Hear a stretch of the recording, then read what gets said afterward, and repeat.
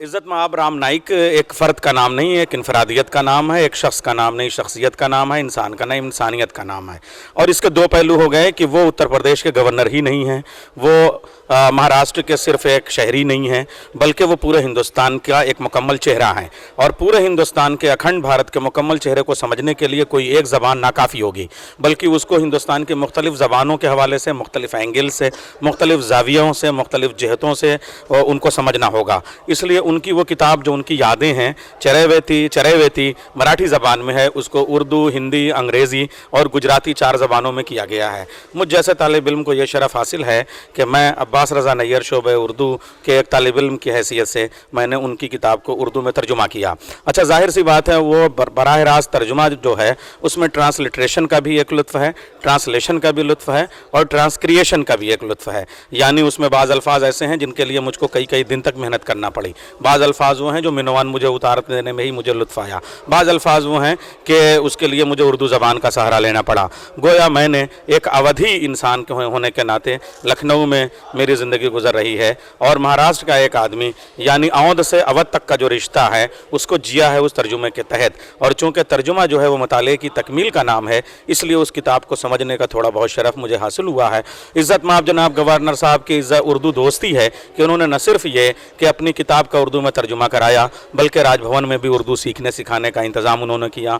राजभवन की तख्तियों को उन्होंने उर्दू में किया और लखनऊ यूनिवर्सिटी में जो बहुत सारी तख्तियाँ इधर अब बन रही हैं, बल्कि पूरे कतबे जो बन रहे हैं वो उर्दू में नस्ब हो रहे हैं। उन्होंने आज वादा किया कि हमारे उत्तर प्रदेश की जो दूसरी यूनिवर्सिटीज़ हैं जहाँ अभी तक उर्दू की तालीम का और उर्दू सीखने सिखाने का और उर्दू रिसर्च का बंदोबस्त माकूल तौर पे नहीं हो सका है, वहाँ पे भी उर्दू को बहसियत मजमून लागू किया जाए। और आइंदा जो 6 महीने के बाद वाइस चांसलर्स की मीटिंग होती है उसमें वो इसको नाफिज करेंगे और हमारी वो यूनिवर्सिटीज़ जहाँ अभी उर्दू नहीं है वहाँ भी वो उर्दू लाएंगे और वो यूनिवर्सिटीज़ जहाँ उर्दू है वहाँ उसे बेहतर करने की कोशिश करेंगे। और इसी के मौके पे आज हमने उर्दू राइटर्स फोरम के तहत वो अहम शख्सियात जिन्होंने उर्दू के लिए नुमाइंदा काम किया है उनको निशान अवध और वक़ार अवध अवार्ड भी पेश किए हैं।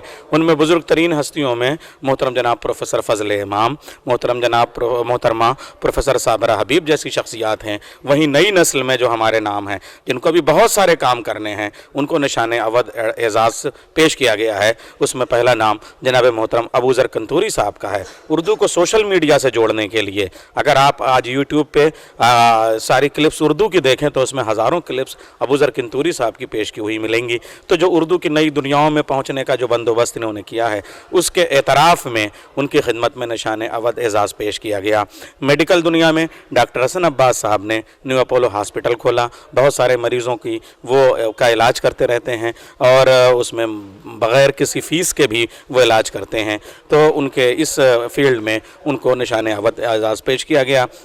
हिमायत जायसी और जिलानी खान की खिदमत में सहाफ़त के हवाले से अवार्ड पेश किए गए ताकि आज की ये तकरीब और यादगार हो जाए। हम शुक्रिया अदा करते हैं उन तमाम हज़रात का जो हमारे मालवीय हाल लखनऊ यूनिवर्सिटी की इस तकरीब में तशरीफ़ ले आए। और ये शायद किसी किताब पे मुज़ाकरे का तारीख़ साज पहला वाक़या होगा कि जहाँ एक किताब के ऊपर गुफ्तगू करने के लिए गवर्नर उत्तर प्रदेश की मौजूदगी में 3.5 घंटे तक कंटिन्यू मुज़ाकरा होता रहा और कोई शख्स वापस नहीं गया, कोई बोर नहीं हुआ। इसका मतलब किताब दोस्ती आज भी हमारे माशरे में ज़िंदा है, हमारे लखनऊ में ज़िंदा है, हमारी तहज़ीब में ज़िंदा है। उर्दू से प्यार करने वाले ज़िंदा हैं, उर्दू से इश्क करने वाले ज़िंदा हैं। जब तक ये मजमा आता रहेगा, उर्दू से इश्क का तर्जुमे का सिलसिला जारी रहेगा, जब तक उर्दू ज़िंदा रहेगी उर्दू मर नहीं सकती है।